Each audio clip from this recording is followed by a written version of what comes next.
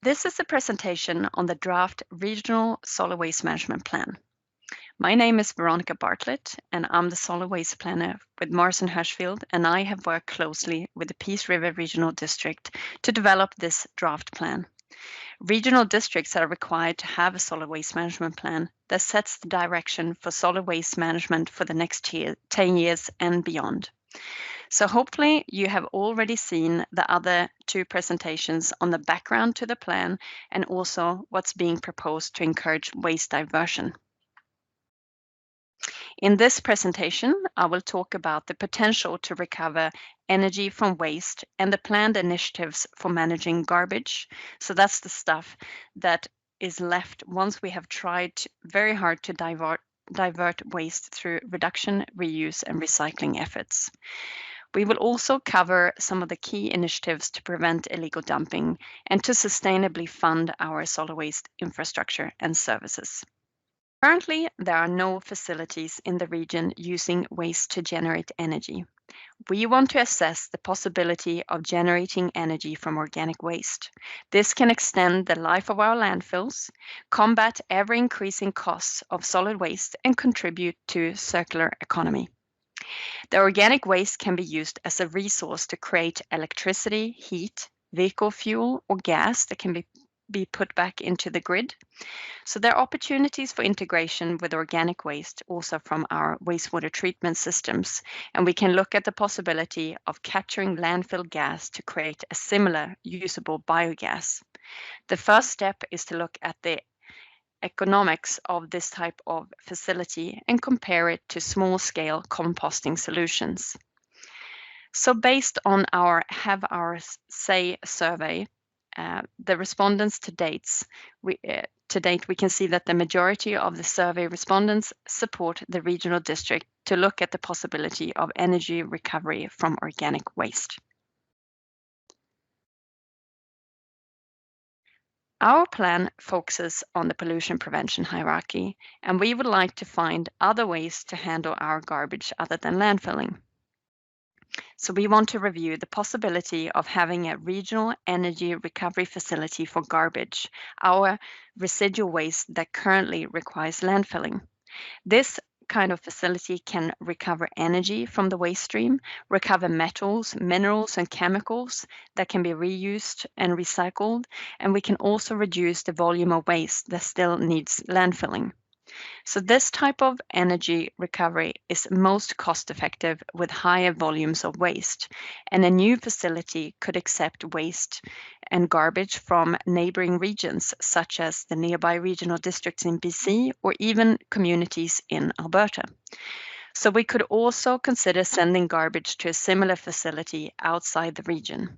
So our review of option will focus on maximizing the beneficial use of waste materials in a cost-effective ways that produce renewable energy for our communities. We have a large network of facilities and sites where waste is accepted at 29 transfer stations and 3 landfills. We want to evaluate access to services across the region to provide more options for recycling, organic waste, and hazardous waste management. The regional districts wants to consider improving access to garbage disposal by piloting a program at some sites to allow for free disposal of garbage 24 hours a day. We also want to look at accepting additional waste streams such as recycling, organic waste, and hazardous waste. The Have Your Say survey responses to date show that half of the respondents think that current service levels is sufficient and they don't want to pay anymore. But a third of the respondents would be willing to pay to have better waste diversion services. And we are emphasizing facility access since we understand that having sufficient access to our facilities and services helps to prevent illegal dumping in our region. Illegal dumping is a key concern for many residents and an ongoing issue in the region. We want to take steps to better understand the scale of the issue and specific problem areas, and we want to develop a specific illegal dumping strategy. We want to tackle this issue by providing information to the public on proper disposal of materials and on where to take different waste materials. So far, Based on the Have Your Say survey, we have seen overwhelming support for the regional district to focus on strategies to reduce illegal dumping. Funding for our facilities, programs, and services comes from tipping fees at waste facilities and taxes. Tipping fees are charged at landfills and most transfer stations for garbage, metal, wood, and other materials based on weight or volume. Over the last few years, the average breakdown of funding has been 45% from taxes, 30% from tipping fees, and 25% from other sources. Some of our recycling services have been funded by the producers of materials through BC's Extended Producer Responsibility EPR programs. The cost to manage all remaining recyclables have been going up. One of the reasons for higher cost is the long transportation distances to recycling markets. In 2019, the average cost of recycling was $436 per tonne, and this includes the cost to collect, transport, and market recyclables. And this was covered entirely by taxes. And for comparison, the cost to landfill waste is $60 per tonne, of which 60% comes from taxes and 40% from tipping fees. Recycling costs are roughly 7 times higher than the cost of landfilling. We want to advocate for additional EPR programs when product producers take on more recycling costs.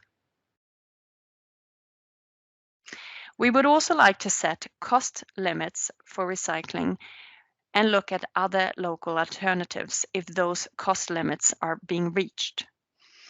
Alternatives to recycling include composting, which suits cardboard and mixed paper, or energy recovery, which suits plastics.